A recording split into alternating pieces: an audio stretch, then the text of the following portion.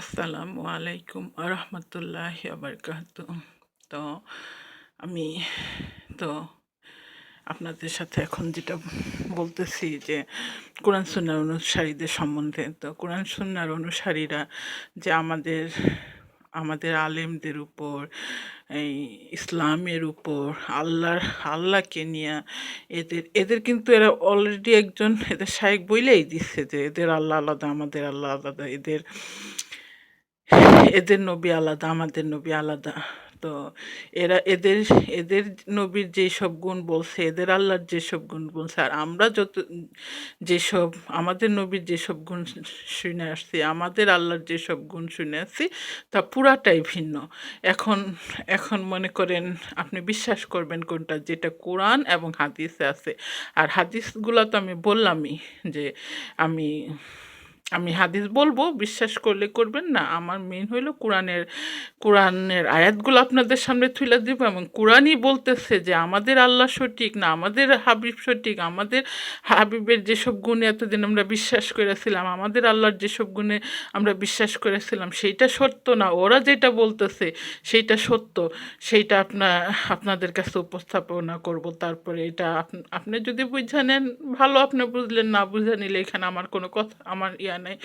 যে আমার কথা হলো, আল্লাহ বলছে হক কথা বলো। যখন আমি হকটা জানলাম, আমার আমার জ্ঞান, আমি জানি আমি খুব তুচ্ছ, যে আমার কি কোনো জ্ঞান নাই, কিন্তু কেন আমি করতেছি, যে একটা গল্প শুনছি, যত ইব্রাহিম আলাইহিস সালামকে যখন নমরুদে আগুনের মধ্যে কুণ্ডুলিতে ফালাই দিল, তখন নাকি একটা পাখি তার ঠোঁটে করে একটু একটু এক ফোঁটা পানি নিয়ে নিয়ে সেই কুণ্ডুলির মধ্যে ফালাইতেছে।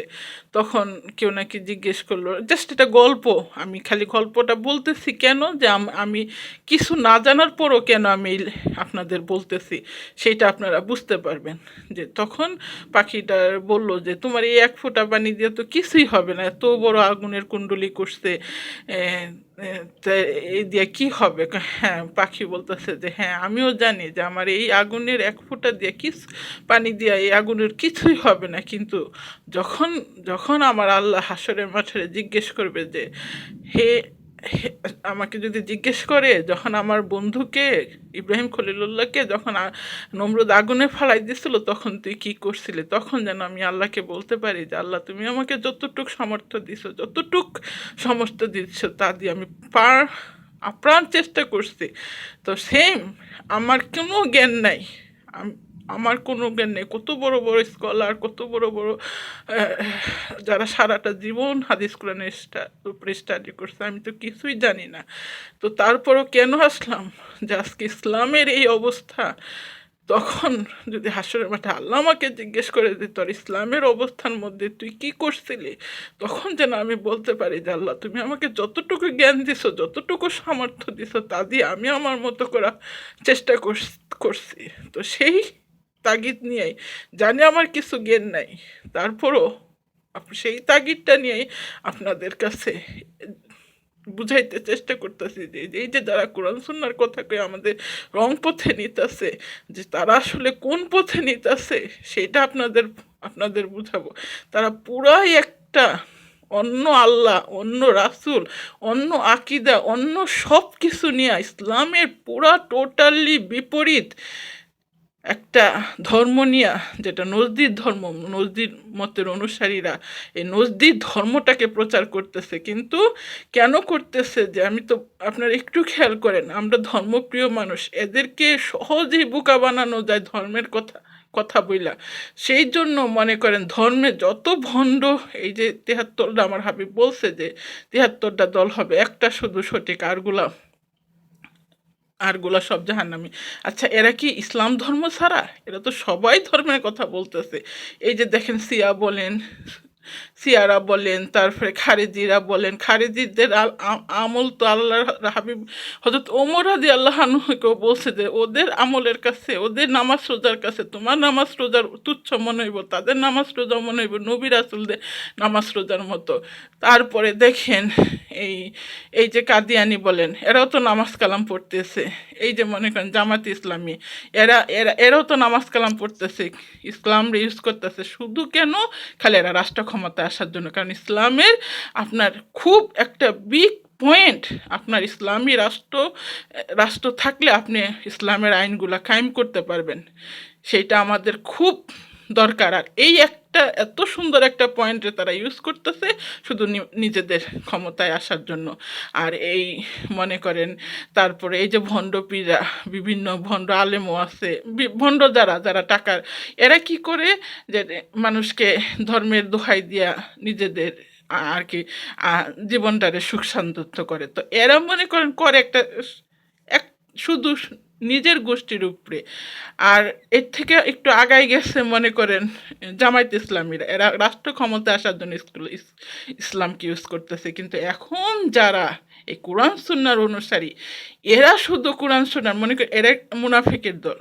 কিন্তু এই নজদি আসার আগ পর্যন্ত এই যে মুনাফিকের যে ধর্মটা ছিল, এরা ইসলামকে ইউজ করে না, এরা ক্ষমতায় থাকবে এইরকম একটা তাদের তাদের ইয়া ছিল।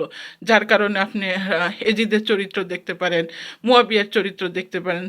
আস্তাগফিরুল্লাহ, আপনারা আমাকে ভুল বুঝেন না যে উনি একজন সাহাবা, উনি একজন বেহেশতি। ওনার একটা হাদিস আছে যে ওই হাদিস অনুযায়ী উনি বেহেশতি। কিন্তু তারপরও কেন বলবো যে উনি উনি ক্ষমতার জন্য দেখেন হজরত আলী রাদিয়াল্লাহু নামে অপবাদ দিয়া হজরত আলীর সাথে 2টা যুদ্ধ করছে। তারপরে মনে করেন এই ওনার আমলে মসজিদে উনি হজরত আলীর পরে হজরত আলী রাদিয়াল্লাহু পর্যন্ত 20 বছর পর্যন্ত এই মুয়াবিয়া এই ইসলামের ইয়া ছিল, ক্ষমতায় ছিল।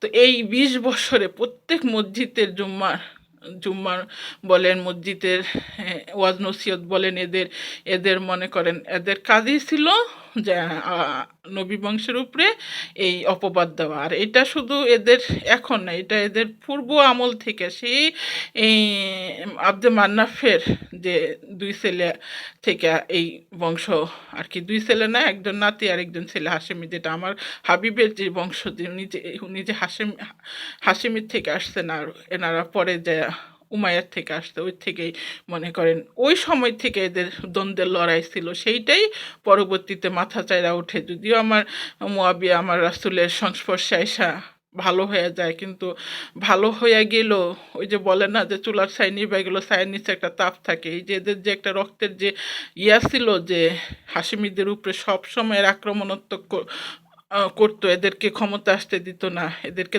দাপায় রাখতে থাকতো। আর সেইটাই পরবর্তীতে আবার সে আগুন জ্বলা ওঠে, যার ফলশ্রুতিতে এই উমাইয়ারা মনে করেন নবী বংশের উপরে এইভাবে এইভাবে অপবাদ দিয়া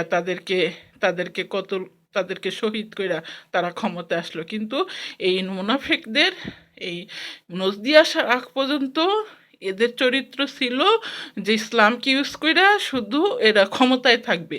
কিন্তু এই নজদি একদম সকল ধাপকে আগায়া গেল, ইসলামকে ইউজ কইরা কি করলো, ক্ষমতায় আসলো, প্লাস তার নিজের একটা ধর্ম মনে করেন এমন চতুর নজদি যে যদি নবী দাবি করে তাহলে তো জানে যে মানুষ বুঝাই যাইব।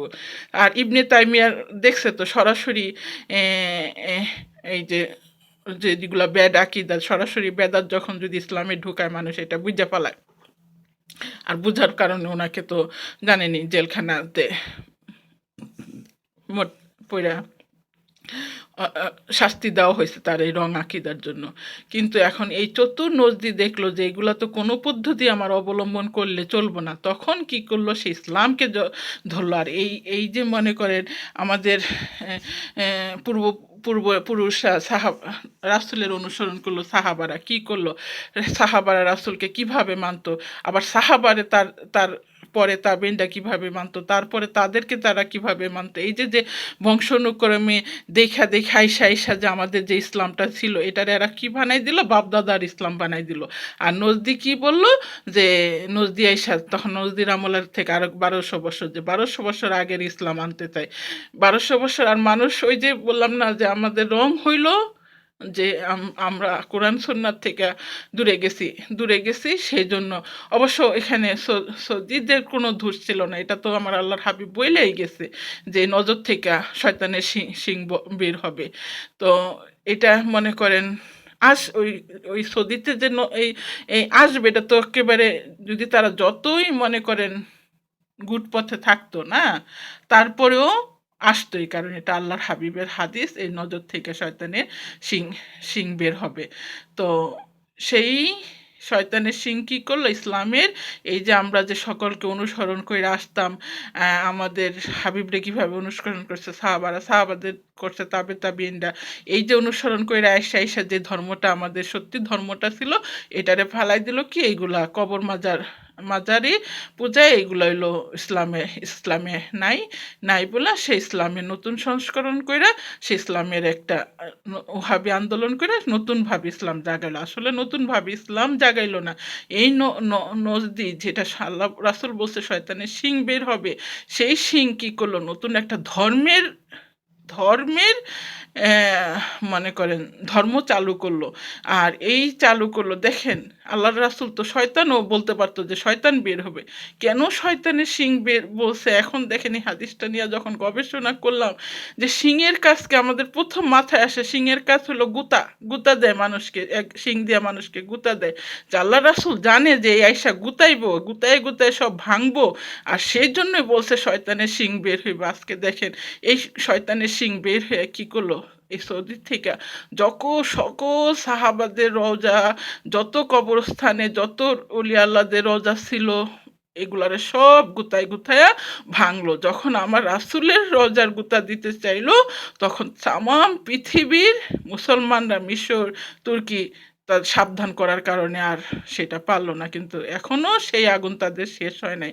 এখন এরা শুধু সেই আগুনটা সেই গুতায় আমার রাসূলের রওজাটারে ভাঙবো, সেই খায়েশে সারা পৃথিবীতে এই সৌদির টাকা দিয়া এই আলেমগুলারে মনে করেন বানাইয়া, আজকে মনে করেন একটা সত্য বলে 100টা মিথ্যা বলার, এবং 100টা মিথ্যা কীভাবে চাপা দিয়ে বলতে হবে সেই ট্রেনিং তাদের দেওয়াইয়া মনে করেন সারা পৃথিবীর সমস্ত পৃথিবীর দেশে এদের এদের এদের ছড়াই দিল।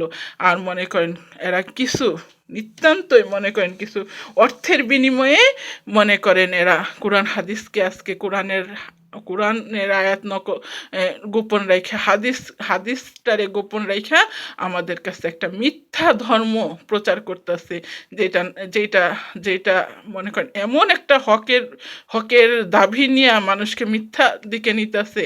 সেই জন্য আমরা সাধারণ মানুষ বুঝতেছি না, বলতেছে যে কোরআন সুন্নাহর অনুসারী হও, এই বাপদাদারা যা করছে এটি ত্যাগ করো। আসলে বাপদাদারা যা করছে এটাই সঠিক পথ, বাপদাদারা করছে, হ্যাঁ আমরা পড়ি নাই, কিন্তু এই যে আমাদের আলেমরা বুঝাইছে, তারা কইরা আসছে, তারপরে তারা কইরা আসছে, এইভাবে মনে করেন আমাদের এই সত্য ইসলামটা এই পর্যন্ত আমাদের কাছে আইসা পড়ছে।